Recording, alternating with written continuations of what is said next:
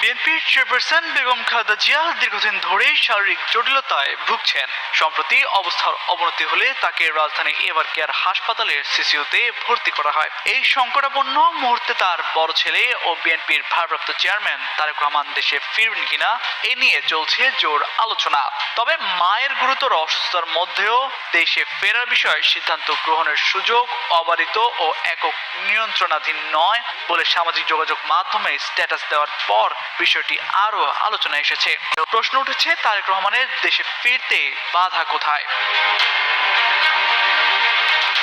যদিও প্রধান উপদেষ্টার প্রেস সচিব শফিকুল আলম ফেসবুক পোস্টে বলেন, তারেক রহমানের ফেরার বিষয়ে সরকারের পক্ষ থেকে কোনো বিধি নিষেধ অথবা কোনো ধরনের আপত্তি নেই। এদিকে শেখ হাসিনার সরকারের পতনের পর আওয়ামী লীগ আমলে এবং তার আগে সেনা সমর্থিত তত্ত্বাবধায়ক সরকারের সময়ে দায়ের হওয়া সব মামলা থেকে আইনি প্রক্রিয়াতেই অব্যাহতি পান তারেক রহমান ও তার স্ত্রী জুবাইদা রহমান। পাশাপাশি নিরাপত্তা নিশ্চিতের জন্য বিএনপির দিক থেকে দুটি বুলেটপ্রুফ গাড়ি কেনা ও অস্ত্রে লাইসেন্সের আবেদনের খবর সংবাদ মাধ্যমে এসেছে। ফলে মামলা ও নিরাপত্তাজনিত কারণে তার দেশে ফিরতে দৃশ্যত কোনো বাধা ছিল না। তবে এমন সংকটকালে তারেক রহমানের দেশে ফিরতে বাধা কোথায়? শনিবার এই নিয়ে একটি প্রতিবেদন প্রকাশ করে ব্রিটিশ সংবাদ মাধ্যম বিবিসি বাংলা। সেখানে এই প্রশ্নের উত্তরে রাজনৈতিক বিশ্লেষক মহিউদ্দিন আহমেদ বলেন, ১/১১ সময়ে কিছু ব্যাপার ছিল। তারেক রহমান এক ধরনের মুচলেখা দিয়েছিলেন। খালেদা জিয়াও বলেছিলেন যে তারেক লন্ডনে পড়ালেখা করবেন, রাজনীতি করবেন না।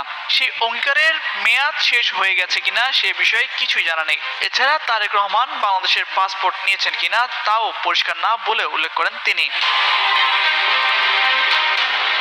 এদিকে বাংলাদেশ বড় দুটি দলের নেতৃত্বে পরিবর্তন আনতে একটি অগণতান্ত্রিক তৎপরতা রয়েছে বলে মন্তব্য করেছেন ক্ষমতাচ্যুত সাবেক প্রধানমন্ত্রী ও আন্তর্জাতিক অপরাধ ট্রাইব্যুনালে মৃত্যুদণ্ডে সাজা পাওয়া শেখ হাসিনার ছেলে সজীব জয়। ফলে তারেক রহমানের দেশে ফেরা নিয়ে ফেসবুক স্ট্যাটাস দেওয়ার পর -2 ফর্মুলার বিষয়টি অনেকের আলোচনায় আসছে। এ বিষয়ে মহিউদ্দিন আহমেদ বলেন, -2 নিয়ে যত কথাই বলি না কেন, তখন আসলে এজেন্ডা ছিল -4। সেটা ছিল দুই পরিবারের ধারাবাহিক শাসনের বিরুদ্ধে একটি ব্যবস্থা নেওয়া। এর মধ্যে শেখ হাসিনার পরিবার মাইনাস হয়ে গেছে, বাকি অর্ধেকের মধ্যে খালেদা জিয়া অসুস্থতার কারণে নিষ্ক্রিয়।